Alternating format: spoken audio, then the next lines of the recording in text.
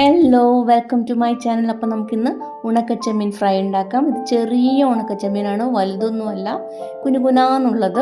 നമുക്കതിന് വേണ്ടി ഒരു കടായി എടുത്ത് ചൂടാക്കാം. അതിലേക്ക് വെളിച്ചെണ്ണ ആഡ് ചെയ്യാം. അതിനുശേഷം നമുക്ക് വെളുത്തുള്ളി ഇഞ്ചിയും കൂടെയുള്ള പേസ്റ്റ് 1 ടേബിൾ സ്പൂൺ ഇട്ട് കൊടുക്കാം.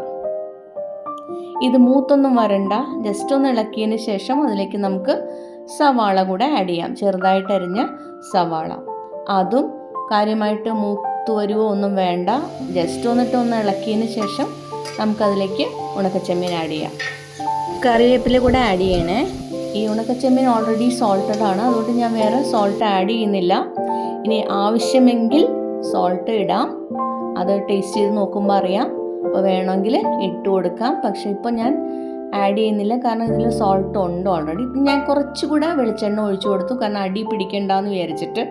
ഇനിയും വെളിച്ചെണ്ണ ഒഴിക്കേണ്ട ആവശ്യമില്ല. നമ്മളിതിലേക്ക് ടർമറിക് പൗഡർ, അതായത് മഞ്ഞൾപ്പൊടി ആഡ് ചെയ്തു, ഒരു 1/2 ടീസ്പൂണ്. അതുപോലെ തന്നെ മുളക് പൊടി, കാശ്മീരി ചില്ലി പൗഡറാണ് ആഡ് ചെയ്തത്, അതുകൊണ്ട് ഒരു 1/4 ടീസ്പൂൺ ആഡ് ചെയ്തിട്ടുണ്ട്, കാരണം അധികം എരിവില്ലാത്തതുകൊണ്ട്. ഞാൻ ജസ്റ്റ് ഒന്ന് ഇളക്കി കൊടുത്തു. ഇനി നമുക്ക് ഇതിന് ശേഷം അടച്ച് വെച്ച് വേവിക്കാം.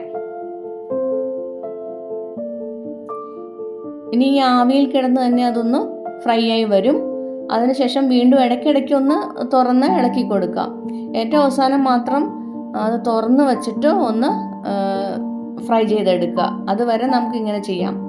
പിന്നെ ഇത് അടി പിടിക്കാതിരിക്കാനാണ് ഇങ്ങനെ ഇടയ്ക്കിടയ്ക്ക് ഒന്ന് എടുത്ത് ഇളക്കി കൊടുക്കണത്. പിന്നെ എണ്ണ അധികം ഒഴിക്കാത്തത് കൊണ്ട് നമ്മളിത് ഇങ്ങനെ അടച്ച് വെച്ചിട്ടാവുമ്പോൾ അധികം എണ്ണയുടെ ആവശ്യം വരില്ല. ഇല്ലെങ്കിൽ പിന്നെ അത് അടിക്ക് പിടിക്കും. അതുകൊണ്ടാണ് ഞാൻ ഇങ്ങനെ അടച്ചു വെച്ച് ചെയ്യുന്നത്. നമ്മളിങ്ങനെ ഇടയ്ക്കിടയ്ക്ക് ഒന്ന് ഇളക്കി കൊടുത്താൽ മതി.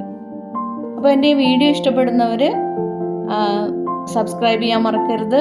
ലൈക്ക് ചെയ്യുക, ഷെയർ ചെയ്യുക, കമൻറ്റ് ചെയ്യുക. അപ്പോൾ അതേ നമ്മുടെ ഉണക്കച്ചെമ്മീൻ ആയിക്കഴിഞ്ഞു.